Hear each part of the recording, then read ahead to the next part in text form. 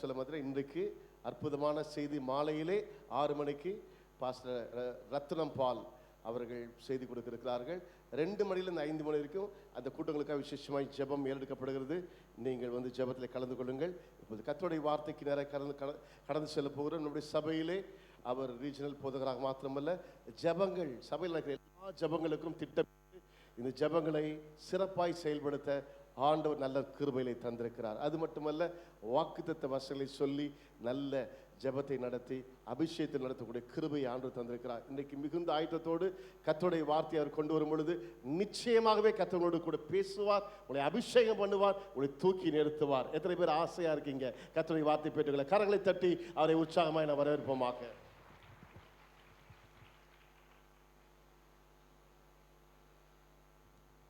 ஆண்டவராய் இயேசு கிறிஸ்துவின் இனிய நாமத்தில் உங்கள் யாவரையும் வாழ்த்துகிறேன். இந்த தருணத்தை கொடுத்த தேவனுக்கு நன்றி செலுத்துகிறேன். நம்மளுடைய தலைமை போதகர் அவர்களுக்கும் நன்றியும் கனத்தையும் நான் செலுத்துகிறேன். இப்பொழுதும் இந்த மாதம் முழுவதும் நாம் தியானித்து வருகிற பிரகாரம் கர்த்தருடைய இயேசு கிறிஸ்துடைய குணாதிசயங்களை குறித்தும் இந்த நாளில் நாம் கொண்டாடுகிற பெந்தைகொஸ்தே தினம் என்று சொல்லியும் நாம் கொண்டாடி கொண்டிருக்கிறோம். இயேசு கிறிஸ்துடைய குணாதிசயங்களை குறித்தும் இந்த காரியங்களை இன்றைக்கு நாம் தியானிக்க போகிறோம். கர்த்தருடைய வார்த்தையை எடுத்துக்கொள்வோம். ரோமர் 8ஆம் அதிகாரம் 29ஆம் வசனம். ரோமர் 8:29. தம்முடைய குமாரன் அநேக சகோதரருக்குள்ளே முதல் பேரானவராய் இருக்கும் பொருட்டு தேவன் எவர்களை முன்னறிந்தாரோ அவர்களை தமது குமாரனுடைய சாயலுக்கு ஒப்பாய் இருப்பதற்கு முன் குறித்திருக்கிறார். இந்த வசனத்தில் பார்க்கிற பிரகாரம் ஆண்டவர் ஒவ்வொரு தேவனுடைய பிள்ளைகளும் இயேசு கிறிஸ்து எப்படிப்பட்ட குணாதிசயம் உடையவராக இருந்தாரோ அப்படிப்பட்ட குணாதிசயம் உடையவர்களாக மாறுவது தான் தேவனுடைய சித்தமாய் திட்டமாய் இருக்கிறது. நாம் இப்பொழுது தங்கத்தை செய்கிற ஆசாரியர் இடத்தில் கேட்டால் அவருடைய மனதில் அவர் என்ன செய்ய வேண்டும் என்று சொல்லி திட்டமிட்டிருக்கிறாரோ அதுதான் அவருடைய மனதில் இருக்கும். அதே வண்ணமாக ஒரு கட்டிடத்தை கட்டுகிற ஒரு இன்ஜினியரிடத்தில் கேட்டால் அந்த கட்டிடம் எப்படி வர வேண்டும் என்று சொல்லி அவருடைய மனதில் இருக்கும். நம்முடைய தேவனுடைய மனதில் இருக்கிற ஒரு பெரிய ஒரு திட்டம், பெரிய ஒரு ஆசை, நீங்களும் நானும் இயேசு எப்படிப்பட்டவராக வாழ்ந்தாரோ அப்படிப்பட்ட சுபாவம் உடையவர்களாக, அப்படிப்பட்ட குணாதிசயம் உடையவர்களாக வாழ வேண்டும் என்று சொல்லி பரலோக தேவன் விருப்பம் உடையவராக இருக்கிறார். கரங்களை வைத்து எழிலே சொல்லுவோம், ஹல்லேலூயா. அவருடைய இருதயத்தின் வாஞ்சை ஒவ்வொரு தேவனுடைய பிள்ளைகளும் அப்படியாய் மாற வேண்டும். அவருடைய சுபாவம் உடையவர்களாய், அவர் எப்படிப்பட்ட குணாதிசயம் ஊழியம் செய்தாரோ, அவர் எப்படிப்பட்ட ஒரு வாழ்க்கை வாழ்ந்தாரோ அப்படிப்பட்ட ஒரு வாழ்க்கையை வாழ்வது தேவனுடைய சித்தமாய் இருக்கிறது. யோவான் எழுதின சுவிசேஷத்திலிருந்து இயேசு கிறிஸ்துவுடைய வாழ்க்கையை குறித்தும் அவருடைய ஆவிக்குரிய அனுபவங்களை குறித்தும் அவர் எப்படியாய் ஆவியில் நிரப்பப்பட்ட ஒரு வாழ்க்கை வாழ்ந்தார் என்பதை குறித்தும் சில காரியங்களை நாம் பார்க்க போகிறோம். 1ஆம் அதிகாரத்தை எடுத்துக்கொள்வோம் என்று சொன்னால் யோவான் 1ஆம் அதிகாரம் 29ஆம் வசனம் முதல் அதிலே மனுஷர்கள் செய்கிற ஒரு சில காரியங்களை அந்த இடத்தில் சொல்லப்பட்டிருக்கிறது. வாசிக்கலாம். 29ஆம் வசனம் முதல். மறுநாளிலே யோவான் இயேசுவை தன்னிடத்தில் வரக்கண்டு, இதோ உலகத்தின் பாவத்தை சுமந்து தீர்க்கிற தேவ ஆட்டுக்குட்டி, எனக்கு பின் ஒருவர் வருகிறார், அவர் எனக்கு முன்னிருந்தபடியால் என்னிலும் மேன்மை உள்ளவர் என்று நான் சொன்னேனே. அவர் இவர்தான், நானும் இவரை அறியாதிருந்தேன். இவர் இஸ்ரவேலுக்கு வெளிப்படும் வெளிப்படும் பொருட்டாக நான் ஜலத்தினாலே ஞானஸ்நானம் கொடுக்க வந்தேன் என்றான். ஞானஸ்நானம் கொடுக்க வந்தேன் என்றான். பின்னும் யோவான் சாட்சியாக சொன்னது, ஆவியானவர் புறாவைப் போல வானத்திலிருந்து இறங்கி இவர் மேல் தங்கினதை கண்டேன். நானும் இவரை அறியாதிருந்தேன். ஆனாலும் ஜலத்தினால் ஞானஸ்நானம் கொடுக்கும்படி என்னை அனுப்பினவர் ஆவியானவர் இறங்கி யார் மேல் தங்குவதை நீ காண்பாயோ அவரே பரிசுத்த ஆவியினால் ஞானஸ்நானம் கொடுக்கிறவர் என்று எனக்கு சொல்லியிருந்தார். அந்தபடியே நான் கண்டு இவரே தேவனுடைய குமாரன் என்று சாட்சி கொடுத்து வருகிறேன் என்றான். கவனிக்கும்படி கேட்கிறேன். மனுஷர்கள் இவரை குறித்து சொல்லுகிற அநேக வசனங்களை வேதத்தில் காண முடியும். எந்த மனுஷர்கள் ஆனாலும் இயேசுவினிடத்தில் வந்து இயேசுவை புகழும் பொழுது, இயேசுவை உயர்த்தி பேசும் பொழுது, அவர் மனுஷரால் வருகிற மகிமையை அவர் ஏற்றுக்கொள்ளாத ஒரு தேவனாய் இருந்தார். நீங்களும் நானும் ஆவிக்குரிய வாழ்க்கையில் வளர்ந்து வரும் பொழுது எந்த மனுஷர்கள் ஆனாலும் நம்மை புகழுகிற புகழ்ச்சியை நம்மை கனம் பண்ணுகிற காரியங்களை, நம்மை குறித்து மேன்மையாய் பேசுகிற காரியங்களை ஏற்றுக்கொள்ள கூடாது என்று சொல்லி இந்த வேதத்திலிருந்து, இயேசுவின் இடத்திலிருந்து நாம் கற்றுக்கொள்ள வேண்டும். நீங்களும் நானும் ஆவிக்குரிய வாழ்க்கையில் வளர வேண்டும் என்று சொன்னால் மற்றவர்கள் நம்மை குறித்து எவ்வளவு புகழலாம், படிப்பை குறித்து, நம்மளுடைய பின்னணியத்தை குறித்து, நம்மளுடைய பிள்ளைகளை குறித்து, நம்மளுடைய வேலைகளை குறித்து, நம்மளுடைய வீட்டை குறித்து, நம்மளுடைய உடைமைகளை குறித்து புகழலாம். ஆனால் கிறிஸ்துவின் சுபாவம் என்று சொல்லி வரும் பொழுது மனுஷரால் வருகிற எந்த மகிமையும் ஏற்றுக்கொள்ளாத ஒரு குணத்தை கிறிஸ்து உடையவராய் இருந்தார். அதேவனமாய் நீங்களும் நானும் ஆண்டவர் எந்த மனுஷர்கள் எங்களை எந்த காரியத்தில் புகழ்ந்தாலும் அது எங்களுடைய மனதுக்குள்ளே வைத்து, எங்களுடைய சிந்தைக்குள்ளே வைத்து அவைகளை நினைத்து கொண்டே வாழாதபடிக்கு எந்த மனுஷரால் வருகிற புகழ்ச்சியை நாங்கள் வெறுக்கிறவர்களாய் எங்களை மாற்றும் என்று சொல்லி நீங்களும் நானும் ஆண்டவரிடத்தில் கேட்க வேண்டும். நம்முடைய வலது கரத்தை உயர்த்தி, ஆண்டவரே, எந்த மனுஷர்கள் எங்களை புகழ்ந்து பேசினாலும் அதை குறித்து நாங்கள் எல்லளவு நினைக்காத ஒரு கிருபையை எங்களுக்கு தாரும் ஆண்டவரே. எங்களுக்கு அப்படிப்பட்ட சுபாவம் உடையவர்களாய் வாழ எங்களுக்கு கிருபை தருவீராக. ஆமே. இன்றைக்கு ஆண்டவரிடத்தில் அதை கேளுங்கள். யார் புகழ்ந்தாலும் அதை குறித்து சிந்திக்காத ஒரு எண்ணத்தை நமக்குள்ளே கொடுப்பார். ஏனென்றால் தேவன் நம்மை புகழுகிற, நம்மை மேன்மைப்படுத்துகிற ஒன்றுதான் நிலையானதாய் இருக்கிறது. மனுஷர்கள் இன்றைக்கு புகழ்வார்கள், ஆனால் வெளியே சென்று நம்மை தூற்றி திரியலாம். ஆனால் வானத்தையும் பூமியும் உருவாக்கின தேவன் நம்மை புகழ்வார் என்று சொன்னால் அந்த புகழ்ச்சி நம்முடைய வாழ்க்கையில ஒரு நாளும் மங்காது. அது நம்முடைய வாழ்க்கையில என்றைக்கும் இருக்கும். 2ஆம் அதிகாரத்தில் கானா ஒரு கல்யாணத்தில் இயேசு கடந்து செல்லுகிறார்.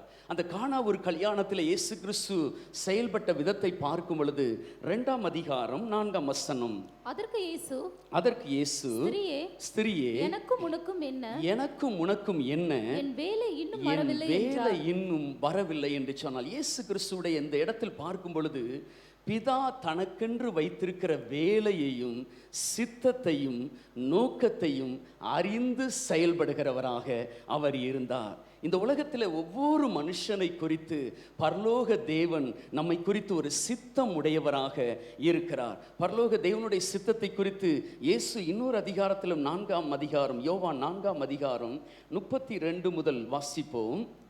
யோவான் 4:32. அதற்கு அவர், நான் புசிப்பதற்கு போஜனம் உங்களிடத்தில் உண்டு என்றார். அப்பொழுது சீஷர்கள் ஒருவரை ஒருவர் பார்த்து யாராவது அவருக்கு போஜனம் கொண்டு வந்திருப்பானோ என்றார்கள். இயேசு அவர்களை நோக்கி, நான் என்னை அனுப்பினவருடைய சித்தத்தின்படி செய்து அவருடைய கிரியையை முடிப்பதே என்னுடைய போஜனமாயிருக்கிறது. தேவனுடைய ஜனங்களே, உங்களையும் என்னையும் குறித்து பரலோக தேவன் ஒரு சித்தமுடையவராயிருக்கிறார். ஆபிரகாமை குறித்து ஒரு தேவன் சித்தம் வைத்திருந்தார். ஈசாக்கை குறித்து ஒரு தேவன் சித்தம் வைத்திருந்தார்.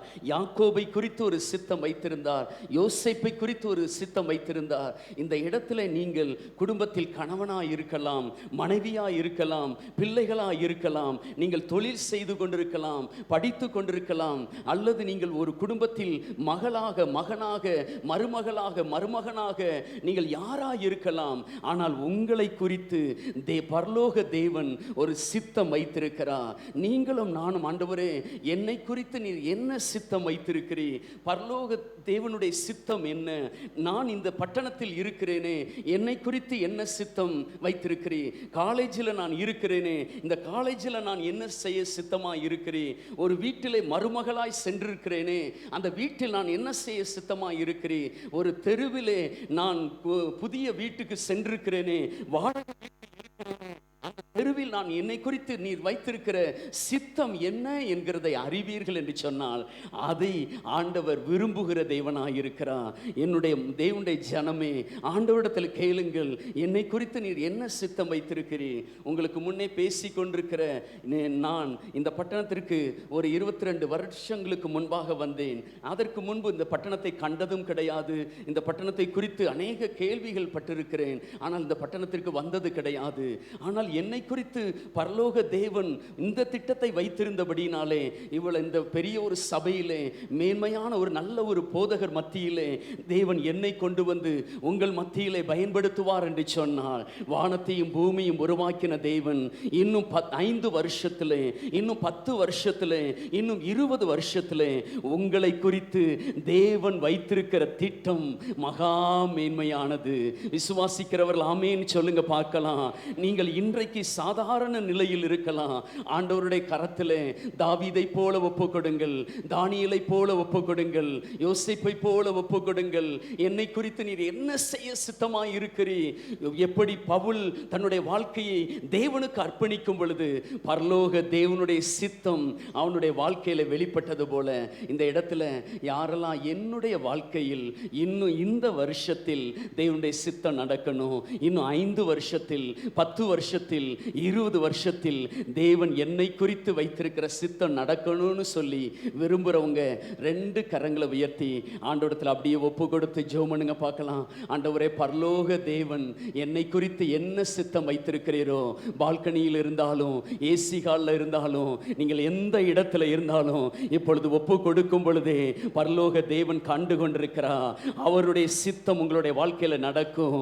நீங்கள் எங்கேயோ போகிறவர்கள், மேன்மையான ஆசீர்வாதங்களுக்கு போகிறவர்கள் எல்லாரும் ஆவியில் நிறைந்து ஒரு நிமிஷம் ஆண்டவரிடத்தில் கேளுங்க. அந்த பரலோக தேவனுடைய சித்தம் 100க்கு 100 நடக்கும்படி எப்படி எல்கானாவும் அன்னாலும் சாமுவேலை தேவனுடைய சமூகத்தில் கொண்டு போய் அர்ப்பணித்தது போல ஆண்டவரே ஹல்லேலூயா எனக்கு அந்த கிருபையை தாரும் என்று சொல்லி, ஓ உமக்கு நன்றி நன்றி நன்றி நன்றி நன்றி. உங்கள் வாய்களை விரிவாய் திறந்து கேட்கும் பொழுது பரலோக தேவன் உங்களுடைய வாழ்க்கையிலே அந்த கிருபைகளை தருவாராக. ஆமே. இந்த ஹல்லேலூயா ஒரு பாடல் இருக்கிறது. உம்மோடு இருப்பதுதான் என் உள்ளத்தின் வாஞ்சையா என்று சொல்லி, உம் சித்தம் செய்வதுதான் இருதயத்தின் ஆழத்திலிருந்து.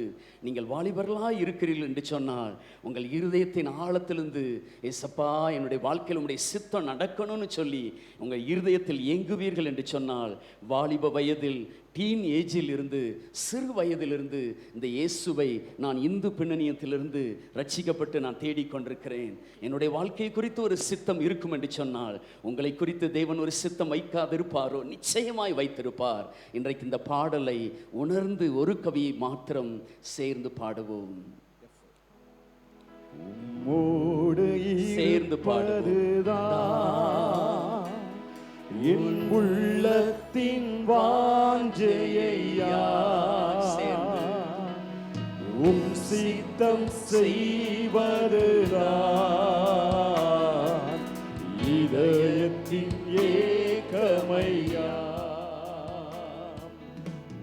மோடு இருப்பதுதான் என் உள்ளத்தின் வாஞ்சையா,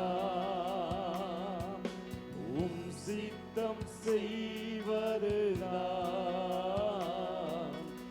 இதயத்தின் ஏகமை. கரங்களை உயர்த்தி, ஏசையா உம்மைத்தானே என் முன்னே நிறுத்தியுள்ளே,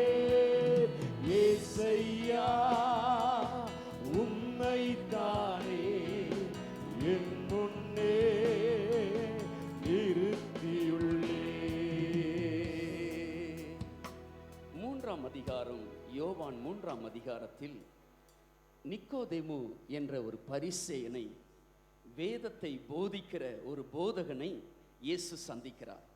சந்திக்கும் பொழுது அவனுடைய வாழ்க்கையில் இதுவரைக்கும் பல இடங்களில் அவன் போதித்திருப்பான், பல சத்தியங்களை அவன் போதித்திருப்பான், வேதத்தில் இருக்கிற பல காரியங்களை அவன் போதித்திருப்பான். ஆனால் இயேசு எந்த மனுஷரை சந்தித்தாலும் யாருக்கு எது பிரயோஜனமோ அவைகளை பேச அறிந்திருந்தார். நாமும் நம்முடைய வாழ்க்கையில, ஆவிக்குரிய வாழ்க்கையில வளர்ந்து வருகிறோம் என்று சொன்னால், ஞானஸ்தானம் பெற்றிருக்கிறோம், அபிஷேகம் பெற்றிருக்கிறோம், நல்ல திருச்சபையில் இருக்கிறோம், ஆவிக்குரிய குடும்பத்தில் இருக்கிறோம் என்று சொன்னால், யாரை சந்திக்கிறோமோ, யாருக்கு எது பிரயோஜனமோ, யாருடைய வாழ்க்கையில எது பேசினால் அவருடைய வாழ்க்கையில ஒரு பாதிப்பை, அவருடைய வாழ்க்கையில ஒரு தெய்வ பக்தியை, அவருடைய வாழ்க்கையில விசுவாசத்தை தூண்டி விடுமோ அப்படிப்பட்ட வார்த்தைகளை பேச இயேசு அறிந்திருந்தார். இந்த நிக்கோதேமுடைய வாழ்க்கையில தேவையான ஒரு காரியத்தை அவர் அறிந்தவராக ஒரு காரியத்தை அவர் பேசுகிறார். 3ஆம் அதிகாரம் 3ஆம் வசனம் வாசிப்போம். இயேசு அவனுக்கு பிரதியுத்தரமாக, ஒருவன் மறுபடியும் பிறவாவிட்டால் தேவனுடைய ராஜ்யத்தை காண மாட்டான் என்று மெய்யாகவே உனக்கு சொல்லுகிறேன் என்றார். இந்த இடத்திலே இயேசு மறுபடியும் பிறப்பை குறித்து, மறுபடி பிறக்கிறதை குறித்து, ரட்சிப்பை குறித்து, அவனுக்கு தேவையான சத்தியத்தை குறித்து அந்த இடத்தில் பேசுகிறதை காண முடியும். இந்த திருச்சபைக்குள்ளே பல வருஷங்கள் வந்து கொண்டிருக்கலாம். நீங்களும் நானும் இயேசுவை இரட்சகராக, ஆண்டவராக ஏற்றுக்கொண்டு மனம் திரும்பினால் மட்டும்தான் பரலோக ராஜ்யத்தில், தேவனுடைய ராஜ்யத்திற்குள் நாம் பிரவேசிக்க முடியும். இயேசுவை சொந்த இரட்சகராக யார் ஏற்றுக்கொண்டார்களோ அந்த நிமிஷத்திலேயே அவர்கள் தேவனுடைய ராஜ்யத்திற்குள் பிறந்து விட்டார்கள், தேவனுடைய ராஜ்யத்திற்குள் வந்து விட்டார்கள். இந்த இடத்துல இயேசுவை இரட்சகராய், ஆண்டவராய் நான் ஏற்றுக்கொண்டு விட்டேன் என்று சொல்லுகிறவர்கள் கரங்களை உயர்த்தி காண்பீங்கள் பார்க்கலாம். நல்ல பால்கனியில் இருந்தாலும், ஏசி காலில் இருந்தாலும், கீழே இருந்தாலும், நீங்கள் இயேசுவை என்றைக்கு ஏற்றுக்கொண்டீர்களோ அன்றைக்கே தேவனுடைய ராஜ்யத்திற்குள் வந்து விட்டோம். தேவனுடைய ராஜ்யத்திற்குள். நம்முடைய ராஜா யார்? பரலோக தேவனே நம்முடைய ராஜாவாய் இருக்கிறார். நாம் தேவனுடைய ராஜ்யத்தின் பிரஜைகளாய் இருக்கிறோம், அவருடைய ஆளுகைக்கு உட்பட்டவர்களாய் இருக்கிறோம். இந்த உலகத்துல தான் இருக்கிறோம், ஆனால் நமக்கு ஒரு ராஜ்யம் உண்டு. நம்மளுடைய ராஜா இயேசு. அந்த ராஜ்யத்தின் பிள்ளைகளாய் நாம் இருக்கிறோம். அதை குறித்து அவனுக்கு சொன்னவுடன் அவன் மனம் திரும்புகிறான். இன்றைக்கு இந்த இடத்துல நம்மளுடைய வாழ்க்கையில இதுவரைக்கும் பாவத்தை விட்டு, நம்முடைய வாழ்க்கையில அநியாயத்தை விட்டு, அக்கிரமத்தை விட்டு மனம் திரும்பாத ஒரு வாழ்க்கையை வாழ்ந்து கொண்டு, நானும் ஒரு கிறிஸ்தவன், நானும் ஊழியம் செய்கிறேன், நானும் எத்தனையோ வருஷங்கள் சபைக்கு வருகிறேன் என்று சொல்லி நாம் அறிந்து கொண்டு நினைத்து கொண்டு இருப்போமானால் நம்மை நாமே ஏமாற்றுகிறவர்களாய் இருப்போம். இன்றைக்கு முழுமையான ஒரு ரட்சிப்புக்கு நேராக நம்முடைய வாழ்க்கையை, பழைய வாழ்க்கையை விடுவோம், பாவ வாழ்க்கையை விடுவோம், அநியாயத்தின் வாழ்க்கையை விடுவோம். ஆண்டவருக்கு நம்முடைய வாழ்க்கையை 100க்கு 100 அர்ப்பணிக்கும் பொழுது ஆண்டவர் நம்மை கண்டு சந்தோஷப்படுவார். அதை தான் ஆண்டவர் நம்முடைய வாழ்க்கையில விரும்புகிறார். அதற்கு கீழ் ஒரு காரியத்தை அவர் சொல்லுகிறார். 8வது வசனத்தை, அவனுக்கு பிரயோஜனமான ஒரு காரியத்தை சொல்லுகிறதை பார்ப்போம். காற்றானது தனக்கு இஷ்டமான இடத்திலே வீசுகிறது, அதன் சத்தத்தை கேட்கிறார், ஆகிலும் அது இன்ன இடத்திலிருந்து வருகிறது என்றும் இன்ன இடத்திற்கு போகிறது என்றும் உனக்கு தெரியாதே. ஆவியினால் பிறந்தவன் எவனோ அவனும் அப்படியே இருக்கிறான். இதுல பரிசுத்த ஆவியானவரை குறித்தும் ஆவியினால் பிறந்தவனுடைய வாழ்க்கையின் நிலையை குறித்தும் ஆண்டவர் இந்த வசனத்தில் சொல்லுகிறார். நிக்கோதேமுக்கு சொல்லுகிறார், பரிசுத்த ஆவியானவர் எப்படிப்பட்டவர்? ஒரு காற்றை போல. அவர் காற்று எப்படி எந்த திசையிலிருந்து வருகிறது, எந்த திசைக்கு போகிறது என்று சொல்லி யாருக்கும் தெரியாது. அதே வண்ணமாய் பரிசுத்த ஆவியானவரும் எந்த இடத்தில் வீசுகிறார், எந்த நபருக்குள் அவர் கடந்து செல்கிறார் என்று சொல்லி யாருக்கும் தெரியாது. ஆனால் ஒன்றே ஒன்று நம்ம அறிந்திருக்க வேண்டிய காரியம், அந்நிய பாஷை நமக்கு அடையாளமாக இருந்தாலும் பரிசுத்த ஆவியானவர் காற்றை போல எல்லா இடங்களிலும் நிறைந்திருக்கிற தேவனாயிருக்கிறார். ஆவியினால் நிரப்பப்பட்டவனும் அப்படியே இருக்கிறான். ஆவியினால் நிரப்பப்பட்டவனையும் ஒரு மனுஷனும் அறிந்து கொள்ள முடியாது. ஏனென்றால் ஆவியினால் நிறைந்தவனை எந்த மனுஷனும் நிதானிக்க முடியாது. நீங்களும் நானும் பரிசுத்த ஆவியின் அபிஷேகத்தை இந்த புதிய ஏற்பாட்டில் ரட்சிக்கப்பட்ட தேவனுடைய பிள்ளைகள் வெறுமனே அந்நிய பாஷையின் அடையாளத்தோடு மட்டுமல்ல, ஆவியான ஆவியானவரால் நிரப்பப்பட்ட ஒரு அனுபவத்துக்குள் வர வேண்டும். இயேசு கிறிஸ்துடைய வாழ்க்கையை பார்க்கும் பொழுது அவர் ஆவியினால் நிரப்பப்பட்டிருந்தார். ஆவியின் பலத்தோடு கூட அவர் கலிலேயாவை விட்டு கடந்து சென்றார். ஆவியின் பலத்தோடு கூட சுவிசேஷத்தை அவர் அறிவித்தார் என்று சொல்லி லூக்கா எழுதின சுவிசேஷங்களிலே பார்க்க முடியும். நீங்களும் நான் இந்த நாட்களிலே பரிசுத்த ஆவியின் அபிஷேகத்தை நிச்சயமாய் ஒவ்வொருவரும் கட்டாயம் பெற்றுக்கொள்ள வேண்டும். நான் என்னுடைய 10வது வகுப்பு முடித்த அந்த லீவிலே நான் ஞானஸ்தானம் எடுத்தேன். பரிசுத்த ஆவியின் அபிஷேகத்தை அந்நிய பாஷை அடையாளத்தோடு கூட பெற்றுக்கொண்டேன். அந்த நாள் முதல் என்னுடைய வாழ்க்கையில் அவர் சமாதானத்தை கட்டளையிட்டார். அதற்கு பிறகு என்னுடைய வாழ்க்கையில் ஏற்பட்ட பல வேதனைகள் உண்டு. என்னுடைய 19வது வயதில் என்னுடைய தகப்பனார் இறந்தார். 20வது வயதில் என்னுடைய தாயார் அடுத்த வருஷமே இறந்தார்கள். எனக்கு உலகம் மிக கடினமாய் காணப்பட்டது. என்னுடைய எதிர்காலம் எப்படி இருக்கும், என்னுடைய வாழ்க்கை என்னதாய் போக போகிறது என்று சொல்லி ஒரு கலக்கம் இருந்தது. ஆனால் பரிசுத்த ஆவியானவர் சொன்னா, நான் உனக்கு தகப்பனாய் இருப்பேன், நான் உன்னை நடத்துவேன், நான் உன்னோடு கூட இருக்கிறேன். அவர் சொன்ன ஒவ்வொரு வார்த்தைகளும் நான் ஒரு மாதம் தொடர்ச்சியாய் அழுது கொண்டே இருந்தேன். ஆண்டவர் சொன்னா, நீ அழக்கூடாது, நான் உன்னை நடத்துவேன், என்னுடைய கரத்தை நீ பிடித்துக்கொள், நான் உன்னுடைய கரத்தை பிடித்து நடத்துவேன் என்று சொல்லி ஆவியானவருக்கு என்னுடைய வாழ்க்கையை கொடுத்த நாள் முதல் இந்த வருஷம் வரைக்கும், இத்தனை வருஷம் வரைக்கும் ஆவியானவரே என்னை நடத்தி கொண்டிருக்கிறார். அருமையான தம்பி, உங்களுடைய வாழ்க்கையில் உங்களுக்கு பேக்ரவுண்ட் இல்லாமல் இருக்கலாம், படிப்பு குறைவாக இருக்கலாம், உங்களுக்கு அப்பா அம்மா சொத்து சேர்த்து வைக்காம இருக்கலாம். ஆனால் ஒன்றே ஒன்று, இந்த பரிசுத்த ஆவியானவருக்கு யார் தன்னுடைய வாழ்க்கையை ஒப்பு கொடுக்கிறார்களோ அவர்கள் மேன்மை அடைவார்கள். ஆமீன் சொல்லுவோம். அவர்கள் ஆசீர்வதிக்கப்படுவார்கள்.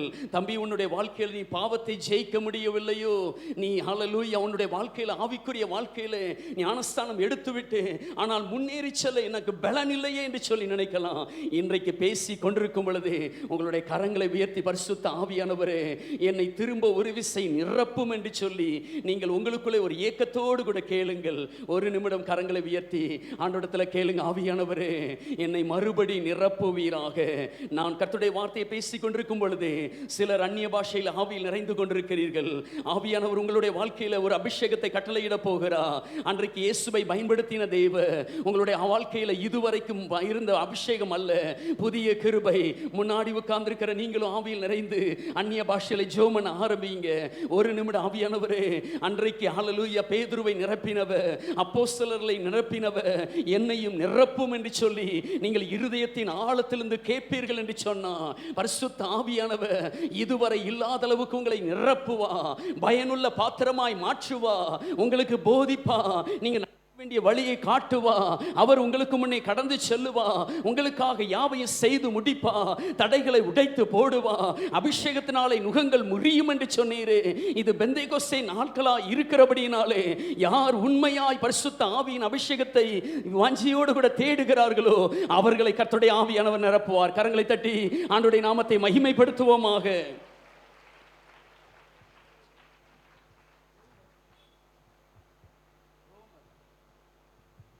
ரோமர் 8ஆம் அதிகாரத்தில் இந்த பரிசுத்த ஆவியானவரை குறித்து சில காரியங்களை வாசிப்போம். ரோமர் 8 ஆனபடியால் 1.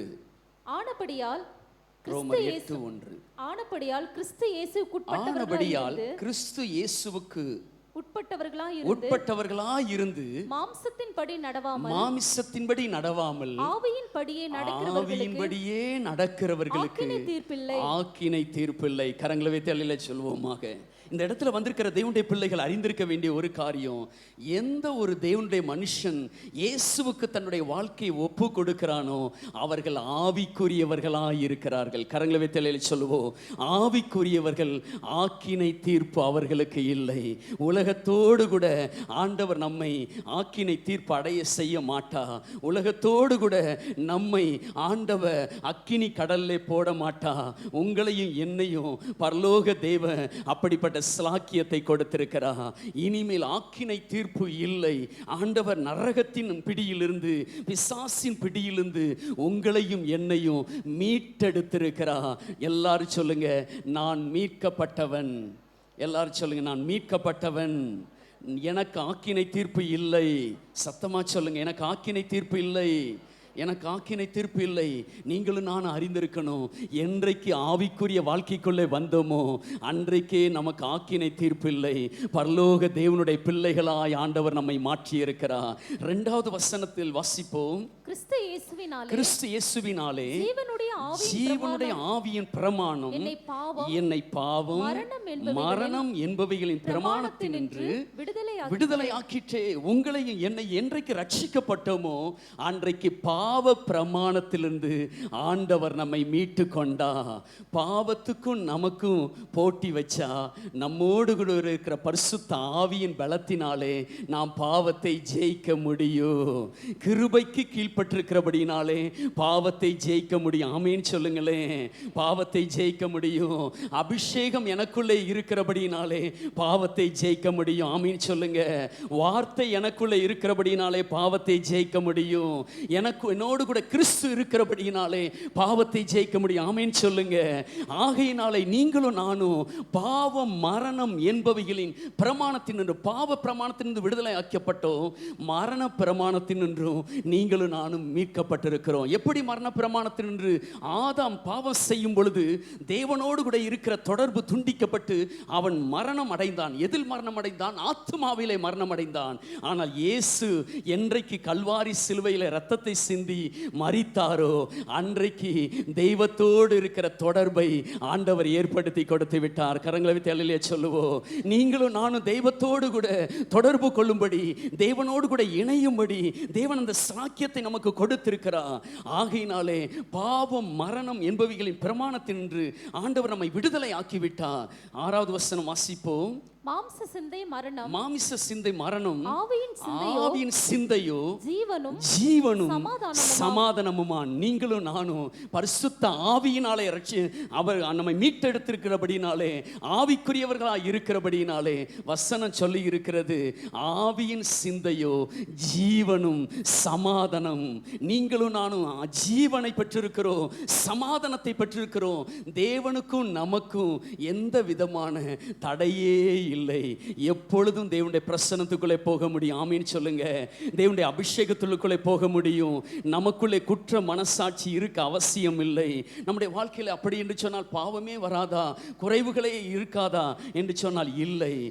நமக்கு பாவம் இல்லை என்போமானால் நம்மை வஞ்சிக்கிறவர்களாக இருப்போம். ஆனால் நமக்காக மரித்த இயேசு இருக்கிறபடினாலே நம்முடைய வாழ்க்கையில் அறிந்து நாம் பாவம் செய்வது இல்லை. ஏதாவது அறியாமல் சிறிய சிறிய தவறுகள் நடக்கும் பொழுது உடனே நாம் செய்ய வேண்டியது ஆண்டவருடைய சமூகத்திற்கு ஓடி வந்து விடுங்கள்.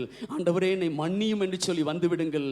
நமக்குள்ளே குற்ற மனசாட்சிக்கு தொடர்ந்து இடம் கொடுத்து வாழ்ந்து விடாதிருங்கள். உடனே தேவ சமூகத்திற்கு வருவோம் என்று சொன்னால் ஆண்டவர் நம்மை மன்னிப்பா.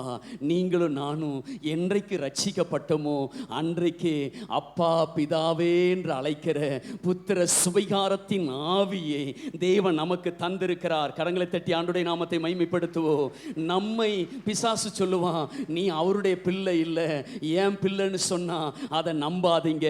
ஆவியானவர்கிட்ட போங்க, இயேசுவின் ரத்தத்துக்கிட்ட போங்க. ஆண்டவர் அவருடைய ரத்தத்தினாலே கழுவி இருக்கிறார்.